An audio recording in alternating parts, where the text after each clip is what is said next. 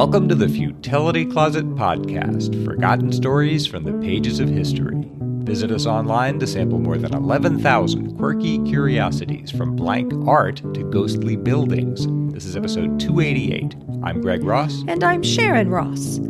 On New Year's Day, 1963, two bodies were discovered on an Australian riverbank.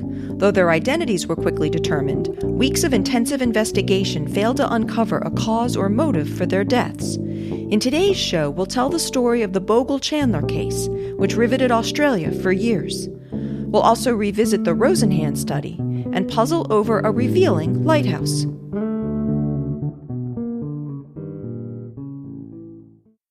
And just a quick programming note, we'll be off next week, so we'll be back with a new episode on March 30th. Early on New Year's Day, 1963, 15-year-old Michael McCormick was following the Lane Cove River to the Chatswood Golf Links in Sydney when he saw a man in a dark gray suit lying face down on a grassy verge by the riverbank. He said later, "I thought he was a hobo who had been drinking and was sleeping it off, but I saw his face turning blue. It did not look right." He went on to the golf course where he met a friend, and the two of them spent an hour collecting golf balls. Afterward, he told his friend about the man, and the two of them returned to the spot. The man was still there. His face had turned a darker blue, and they noticed a trickle of blood at his nose. McCormick's friend said he thought the man was dead. They went to a nearby kiosk and reported what they'd found. The police arrived to find a puzzling scene. The man's suit was only draped over him. When the coat was removed, it revealed a rectangular portion of brown carpet lying on top of his shirt. His trousers were merely draped over his legs. When those were removed, the man was naked from the waist down except for his shoes and socks. There was no sign of injury. It wasn't immediately clear what had killed him. The puzzle quickly grew more alarming. Further downstream, a constable spotted a leg protruding from under an array of flattened beer cartons. Beneath them lay the body of a woman in her late 20s, her clothing in disarray. She had no pulse, but her body was still warm. As with the first body, there was no indication how she had died. The two bodies were less than 18 meters apart, he on the grassy bank, she on the exposed riverbed. Both were half naked and had been strangely covered, and there were no signs of violence. The man's wallet identified him as Gilbert Stanley Bogle, a physicist with the Commonwealth Scientific and Industrial Research Organization, or CSIRO. The woman's body bore no identification. She wore a wedding ring, but there was no inscription. The investigation that followed was not illuminating. Bogle's wife said he'd left home at 9 p.m. to attend a New Year's Eve party at the home of a co-worker. At 5 a.m., she'd awakened to find that he hadn't come home. She called the party's hosts, who told her not to worry. The party had run very late, and Gilbert had departed only recently. She called the police to see whether he'd been in an accident. She said she couldn't imagine who the woman was who'd been found with her husband. The party hosts answered that question. She was Margaret Chandler, the wife of one of Gilbert Bogle's work colleagues. At 2 p.m., the government medical officer formally pronounced both victims dead, but he couldn't determine how either had died. It was the start of one of the longest homicide and forensic investigations in the history of New South Wales. The police went to question the dead woman's husband, Geoffrey Chandler. He said that he and Gilbert Bogle had been colleagues at CSIRO for a number of years. He said that Margaret had first met Bogle 10 days earlier at a CSIRO Christmas party, and they'd spent some time talking. The New Year's Eve party was only the second time they'd met. At around 11:30 that night, Geoffrey had told his wife that he was stepping out to buy some cigarettes and left the party alone. He'd gone to another party where he'd met with his lover, a university secretary named Pamela Logan. Then he'd returned to the first party, had supper, and left, again alone, about an hour later, just after 4 a.m., about an hour before Bogle and Chandler had died. That sounded suspicious, but Geoffrey Chandler didn't seem to have anything to hide. He owned up freely to all of this. He seemed to have very progressive views as to his marriage. He said he'd had affairs and didn't mind if Margaret had them as well, including one with Gilbert Bogle, if she wanted one. At the party, he told her he would pick up their children from her parents' house, and in fact he did so later with Pamela Logan, his lover, who confirmed this. The evidence showed that Geoffrey Chandler couldn't have been at the river at the time of the deaths, which police estimated took place between 5 and 5:30 a.m. It was clear that Bogle and Chandler had driven from the party straight to the river, a journey of only 10 minutes. And 3 independent witnesses told police they'd seen Geoffrey in his distinctive automobile at times and places that matched his account of New Year's morning. He had been nowhere near the Lane Cove River when Bogle and Chandler were dying. Margaret's friends had noticed that she'd been unhappy recently, upset at her husband's philandering, and she'd told a friend about Bogle, who had shown interest in her and paid her compliments at the Christmas party. She'd said, "Doesn't it make you feel nice and young again?" Jeffrey Chandler seemed to be the prime suspect, but he had a corroborated alibi. He acknowledged that his wife had slept with his co-worker, but he said this was done with his approval, and he insisted that his marriage was strong and that these affairs were, in his word, transitory. And there was simply no evidence to tie him to the deaths. What other possibilities were there? Double suicide seemed unlikely, as Bogle and Chandler had met only once before. Murder-suicide was possible, but witnesses said that both of them had been in a positive frame of mind and had been looking forward to the evening. In fact, Gilbert Bogle had been the life of the party. Another guest, journalist Lester Cotton, said no one who saw him that night could accept the theory that he had the faintest foreknowledge of what was to come. In fact, Bogle's future was bright. He was planning to move to the United States shortly to take a position at Bell Labs. Autopsies showed no marks on the bodies beyond some superficial scratches. There were no bullet holes, knife wounds, or needle marks. All that was certain was that their hearts had stopped beating and they'd stopped breathing, and even the order of those events was unclear. The director of the Division of Forensic Medicine wrote, "The means by which the deaths had been effected could not be established." He suggested poison, and Chief Toxicologist Vivian Mahoney agreed, but after 3 days, investigators had found no trace of poison in the tissue samples of either victim. In fact, Mahoney eventually tested so many poisons that he feared running out of tissue samples to test them on. He said, "It was obvious that what killed one killed the other, but nothing was coming out. Everything was coming up negative. They both had a little bit of caffeine, and that's all." This was baffling. In the previous year, police had solved all but one of the 52 homicides in New South Wales, and all of those culprits were behind bars. But here they couldn't even establish the cause of death. By the end of April, police had received more than 1,000 letters from the public offering information and theories, and they'd solicited dozens more from police and scientific agencies around the world. They had interviewed more than 200 people until the police running sheet filled 770 pages, but still they had reached no conclusion. The coronial inquest began on May 7, 1963. It heard more than 50 witnesses over the course of 3 weeks, including some of the country's most distinguished pathologists. It didn't shed much light. The policeman who'd been first on the scene said that Bogle's body had been covered in a way that seemed intended to provide warmth and protection. The carpet that had been found on his back turned out to have come from his own car. The investigators were inclined to believe that a third person had covered the bodies as a mark of respect. Certainly Bogle couldn't have covered himself as he was found, but that third person was never identified. The cause of death was still a baffling mystery. The victims hadn't been strangled, they hadn't been bitten by funnel web spiders, and they weren't radioactive. And 4 months of lab analysis had found no indication of poison in their organs. Jeffrey Chandler said that his wife had expressed an immediate attraction to Bogle on meeting him at the Christmas party on December 21st, and he was forthright about his affair with Pamela Logan. He didn't seem to care how it looked that he was having an affair, which might have provided a motive for murder. By the time it was over, the inquest was the longest in the state's history, but it found no evidence suggesting how Gilbert Bogle and Margaret Chandler had died. The coroner, J.J. Looms, said, "I find it hard to believe that I am no more able today to ascertain the manner and cause of death than I was when the inquiry began."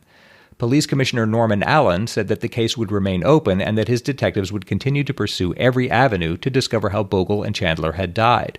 There had been only 11 other major unsolved cases in New South Wales since 1945. He called this one the mystery of the century. In the years that followed, one theory after another was proposed and discredited. Bogle and Chandler had not been poisoned with shellfish toxin or with sodium fluoracetate. They hadn't overdosed on aphrodisiacs or LSD.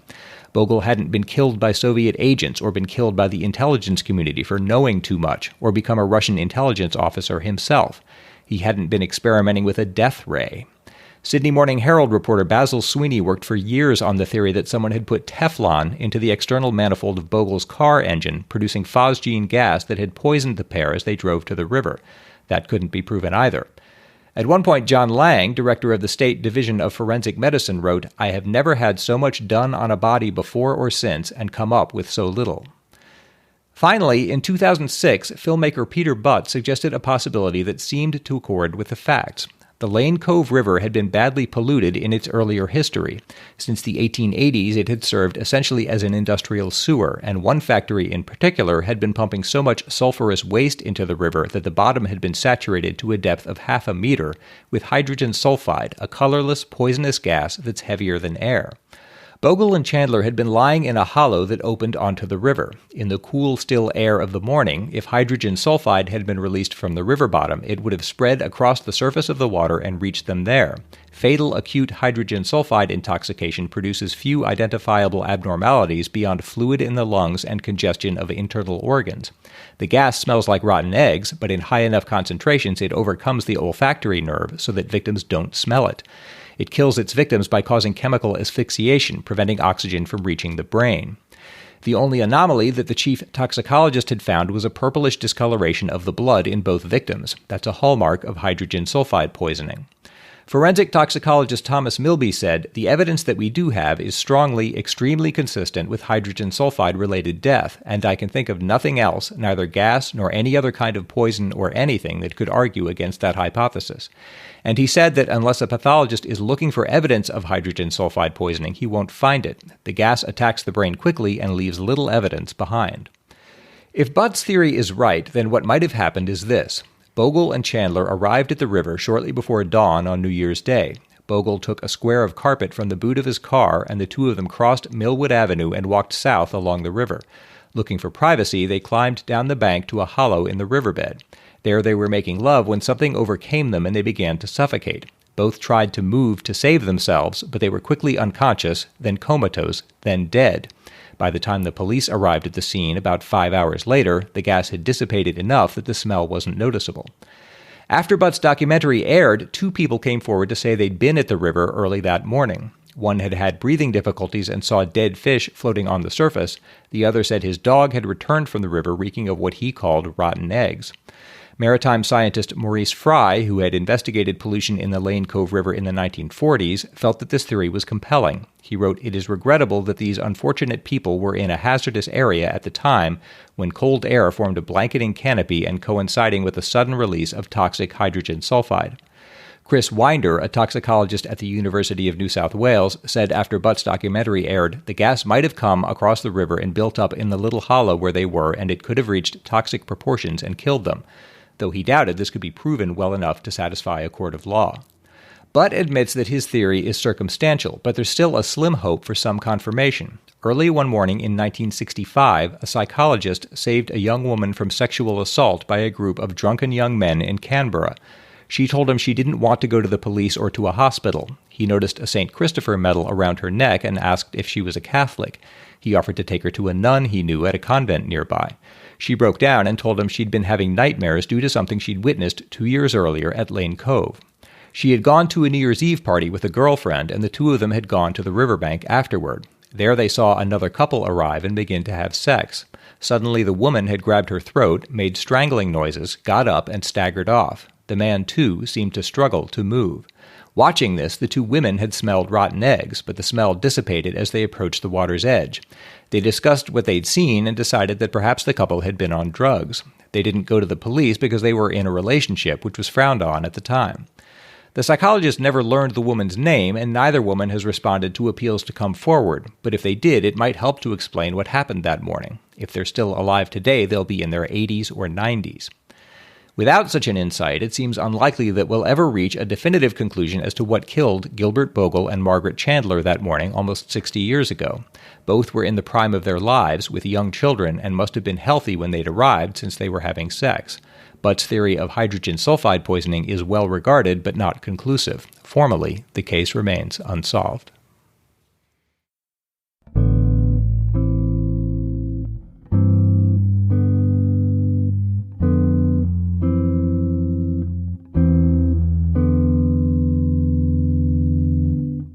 In episode 202, we covered the study published in 1973 by psychologist David Rosenhan, who had sent healthy volunteers to psychiatric hospitals where they claimed to be hearing voices. Once the volunteers were admitted to the hospitals, they behaved normally, but still they were all diagnosed as being seriously mentally ill, and most were kept in the hospital for a considerable length of time, as long as 52 days. In the article, all the participants reported rather dehumanizing and decidedly non-therapeutic hospital experiences. And about this story, Alex Baumans wrote, "Way back in episode 202, you covered the Rosenhan experiment. In the January 10th issue of the Times Literary Supplement, there is a review of a book about the subject, The Great Pretender by Susanna Cahalan. The author is a journalist and former mental patient who got suspicious of Rosenhan's story. She wondered why there was so little corroborating evidence and why none of the other participants had ever come forward, even years after the fact. So she started digging and came to the conclusion that many of the assertions made by Rosenhan were, if not outright fictions, at least serious misrepresentations. For one thing, some of the test subjects may never have existed. For another, when she managed to track down the records of some of the pseudo-patients, including Rosenhan himself, there were serious discrepancies between their stories and what was said in the article. One person actually liked being in the mental institution, which led to Rosenhan dismissing these data. Also, Rosenhan himself was being less than honest. Instead of presenting himself with vague symptoms, as he claimed in the article, he had concocted an elaborate backstory that fitted in well with the symptoms of schizophrenia, crucially including suicidal tendencies. An article in the Lancet Psychiatry says that David Rosenhan's On Being Sane in Insane Places is arguably one of the most influential psychiatric studies of all time. It asked, if sanity and insanity exist, how shall we know them? And claimed to show that psychiatry was incapable of making the call. As Greg covered in his story, there were significant concerns about and criticisms of Rosenhan's study and conclusions even at the time it was published. But Cahalan's book raises a whole new set of concerns about whether the study was even conducted as it was portrayed by Rosenhan. When she happened to learn about Rosenhan's study, it had really resonated with Cahalan because several years earlier, she had appeared to have a serious mental illness, and it had been sheer luck that she had eventually been correctly diagnosed with a newly discovered treatable autoimmune encephalitis, or inflammation of the brain. Given her history of having received an incorrect psychiatric diagnosis, and with a background in investigative journalism, Cahalan decided to track down Rosenhan's pseudo-patients to learn more about their experiences. Cahalan based her book on information from Rosenhan's private files, 200 pages he had written for a never-published book on the study and for which he was sued to return the publisher's very large advance, his diaries that she got from his son, interviews with his former students, friends, colleagues, and assistants, and the hospital records for 3 of the pseudo-patients, one of which was Rosenhan himself. She also interviewed the 2 still living participants that she could find, Bill Lando and Harry Underwood. Rosenhan himself had died in 2012. As Alex said, the admission notes from Rosenhan's hospitalization, for which he used a pseudonym, indicate that Rosenhan had claimed to have more symptoms than just the simple auditory hallucinations that he had stated in the published study, including his being suicidal. Rosenhan reported that he had had a pretty unpleasant experience in the hospital, but Underwood told Cahalan that he had had a tough time only for the first 2 days, and only because he'd accidentally swallowed a dose of the antipsychotic drug Thorazine and had had a number of side effects, but that the rest of his stay had been uneventful. Lando had actually had a rather positive experience in the hospital, finding the staff to be caring and the environment to be supportive, but he was excluded from the final published article for what appear to be rather flimsy reasons. Rosenhan's study contains various specific numbers about things like how many pills the subjects were given and how many times and for how many minutes a day they interacted with various hospital staff. Collecting this kind of data would have required constant vigilance and precise note-taking by the pseudo-patients, but Underwood told Cahalan that he had paid little attention to these kinds of details during his hospital stay, and neither Lando nor Underwood recalled being asked to quantify interactions with staff in this kind of way. Also, while Lando's data were apparently included in an early draft of the study and then supposedly excluded from the final version, Cahalan states that none of the numbers given changed between the 2 versions. Further, despite extensive digging, Cahalan couldn't find any evidence that the other 6 pseudo-patients had actually existed, although she can't prove that they hadn't. But overall, from what I saw, even reviewers who started Cahalan's book skeptical of some of her concerns found her thorough research rather compelling and rather damning of Rosenhan. Still, as flawed, distorted, or possibly even deceptive as it was, Rosenhan's study did at least bring attention to the fact that at the time, inpatient mental health care was not always very humane or therapeutic. Though it may not have been as uniformly bad as Rosenhan presented it, it was at least extremely variable in terms of the quality of care that patients received. Cahalan herself shies away from completely condemning Rosenhan's study and says, I believe that he exposed something real. Rosenhan's paper, as exaggerated and even dishonest as it was, touched on truth as it danced around it. Unfortunately, Rosenhan's isn't the only classic psychological study to have come under serious suspicion in recent years.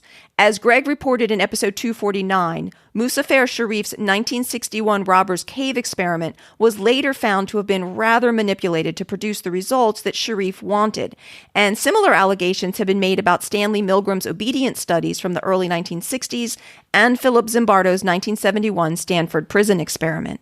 I guess in the social sciences, it's harder to replicate studies like in other disciplines. You would just try the same thing again and see if you get the same results. And here it's kind of, there are sort of ethical concerns and other considerations that keep you from just running the same study again to see if you get the same result. And sometimes, though, actually, there's been what some are calling a replication crisis in psychology, where some early studies that are being attempted to be replicated they're not finding the same results. And it's kind of hard to know why in psychology, because people are very variable. Yeah. And even if you're doing it in a different time period or in a different location or with a different group of subjects who just are a different age or a different demographic, it might be sometimes hard to replicate results. But they are having trouble replicating some of the earlier studies. And you're right. And some of them just can't even attempt to replicate them because of maybe ethical concerns. And it sounds here too like it would be hard to excuse this as some kind of misunderstanding or honest mistake. It sounds, from what she found, like it's pretty clear that he was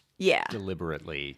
Yeah, it seems pretty clear that Rosenhan was fudging it at least to some extent or another. That's really audacious then, because and it might be pretty fudged. Not only did he have to present that as accurate, but he at least implicitly went on. I mean, he got some fame for this afterwards. He did. Yes. And if he went through the rest of his life knowing that it wasn't really completely earned, he never let on, It's not just... Well, it's thought that's why he didn't publish his book. He basically wrote the book and then never published it. But still, he's remembered... Sure. Until this book came out, he was remembered for this. Definitely. And on some rather different topics, we received an email with the subject line, A Futilitarian's Amalgamation. Greetings, Greg and Sharon. My name is Matt Suing. I bet you can handle this one on your own, Sharon. And I write to you from Omaha, Nebraska, a town who you have briefly mentioned a few times. Most of all, when another listener wrote in to report our Dundee neighborhood being the victimless site of a Japanese aerial firebombing in World War II. My never-ceasing desire to learn led me to your podcast only a few months ago, but I have been devouring it since. I have listened to the first 200 episodes, as well as episodes 246 onward, as that was the most recent episode when I began listening. I am a believer and fan of what you do, so much so that groomsmen at my wedding received copies of your books. What I bring to you today is an amalgamation of some of my favorite things you've covered because I found them unreasonably entertaining and funny. First are the AI-generated works of literature, especially the AI recipes and cookbooks. Second is the immaculate work English as She Is Spoke, the English phrase book that was written by someone who did not themselves speak a lick of English. And third is Sharon's desire to not mess up the names of people who write in. But where could all of these things come together? Why, of course, in the tale of the video game Fighting Baseball. The story goes that when the game was made in 1994, it was released in America on the Super Nintendo Entertainment System under the name MLBPA Baseball. And because it was licensed by the Major League Baseball Players Association, it used the names of real MLB players of the time. The Japanese release, however, did not receive the MLBPA license. The solution that the Japanese game studio arrived at was to simply, apparently without any consultation, come up with American names. I will let you be the judge of how well they did. Here are some pictures of the rosters, and I would just love to hear you attempt to list off some of its members. My short list of personal favorites include Sleeve McDykel, Anson Sweeney, Rar Dick, Wob Wonkotz, and of course, Bobson Dugnut. P.S. Sharon ought not to worry about offending any of these baseball players, as they almost certainly have no real-world namesakes, though I hope not to press her phobias. And in addition to Matt's picks, I was also tickled by Schoen Furcott, Dorse Hintline, Varlin Genmist, and Am O'Urson. We'll have the images of the rosters that Matt sent in the show notes if anyone wants to see them. They sound American. Dorse Hintline is American. Am O'Urson. Thanks so much to everyone who sends us comments, updates, and feedback. If you have anything that you'd like to add, please send that to podcast@futilitycloset.com. And if you'd like to help me manage my anxiety, please feel free to provide pronunciation tips for your name. It's Greg's turn to try to solve a lateral thinking puzzle. I'm going to give him a strange-sounding situation, and he has to work out what's going on, asking yes or no questions. This puzzle comes from Stephen Jones. Because of a lighthouse, a forgery was uncovered. How? Wow. Nice, short, simple. That's a strange-sounding situation. Because of a lighthouse, a forgery was uncovered. Yes. Was the image of the lighthouse on whatever the forged item was? Yes. Oh, wow. How about that? I got a yes on the first guess. All right. So was it the presence of the lighthouse that gave it away? Yes. So there's some... Was the forged item money? No. Money with a lighthouse on it. That would be cute. Well, in the background or something. Right. Instead of like the Washington Monument, they put a lighthouse. All right. But it bore some image. Yes. Of a landscape, I guess. Sure. Yes. And the appearance of the lighthouse gave away, wasn't accurate somehow. Right. Wasn't true to what was on an authentic version of this forged item. Never mind. I had to withdraw the question. Good, because I don't think I could answer it. Someone forged an item that included an image of a landscape in which was a lighthouse that was rendered incorrectly. And that's how they discovered it. I don't know if I could say yes to all of that. I could say yes to parts of it. Sorry. Would it help me to guess what the forged item was? Sure. Was it a piece of art? Yes. A painting? Yes. I'm getting a lot of yeses. You I want credit for that. You really are.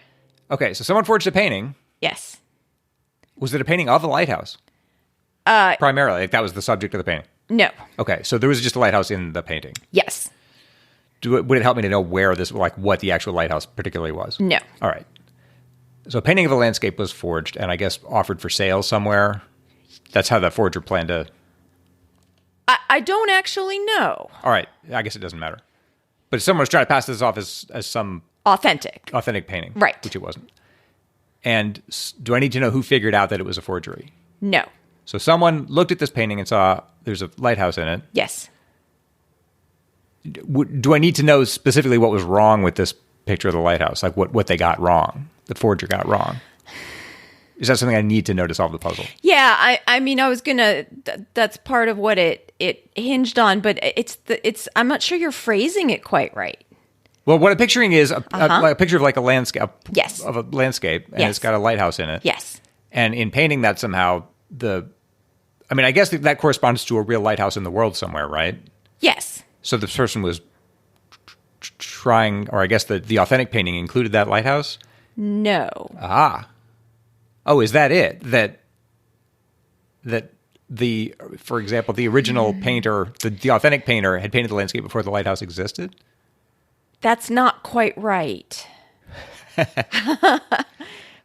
What I just said is not quite right? Right. Yeah, what you said is not quite right. Okay, so there's someone who originally painted the genuine original painting. No, that's not quite right either. Oh, really? Okay, because I thought this forgery was being passed off as that painting. No, sorry. I'm sorry if I gave that impression. I'm not sure if I did. It's not that it's being passed off as a specific other painting. It's just being passed off as a painting of this landscape. And it's forged in the sense that it... No. Okay. No, what else would make a painting a forgery? Well, if it was represented as a certain artist's work... Yes. Oh. That's another yes. That's another yes. You want us to Tom will keep score. Okay, all right. Wow, this is getting more interesting all the time. So someone passed off this forged painting as the work of a particular artist. Yes. And the presence of the lighthouse in it yes. showed that couldn't be the case. Exactly. And that's what it hinges on. Why? So why couldn't this particular painter... Okay, was it... Yeah. You're getting right to the crux of it right there. Was it that this painter, the real painter... Uh-huh. Was incapable of painting a lighthouse at all? No, but that would be kind of cute. Like, he had a lighthouse disability somehow. All right. So does this have to do with time periods then? Yes. Okay. So the original painter, I guess, passed away at some point. Uh-huh. And passed away before some change to this real lighthouse had been made. Not quite. Or before the lighthouse had been erected. Yes, that's it. That's exactly it. Stephen says, this comes from the British drama series Death in Paradise. The painting shows a landscape that includes a lighthouse, but the lighthouse didn't exist during the artist's lifetime. Therefore, the painting was a forgery. So, and just in case anyone wants to check out this particular episode of Death in Paradise, as best as I could determine, the episode is called An Artistic Murder. That's a good puzzle. So thanks so much to Stephen for that puzzle, in which I gather that someone actually did die trying to prevent the forgery from being exposed. But that didn't enter into our puzzle, so I'm counting it as non-fatal for our purposes. If anyone else has a puzzle for us to try, please send it to podcast@futilitycloset.com. Just a reminder that we'll be off next week. In the meantime, if you're looking for more Futility Closet, you can check out the website at futilitycloset.com, where you can graze through Greg's collection of over 11,000 quirky curiosities, browse the Futility Closet store, learn about the Futility Closet books, and see the show notes for the podcast, with links and references for the topics we've covered. At the website, you can also find a Support Us section with a donate button and a link to our Patreon page, which you can also find at patreon.com/futilitycloset. We would really appreciate your support, and if you become a patron, you can spend next week catching up on all our bonus content. If you have any comments or feedback for us, you can always email us at podcast@futilitycloset.com. Our music was written and performed by Greg's incredible brother, Doug Ross. Thanks for listening, and we'll be back in 2 weeks.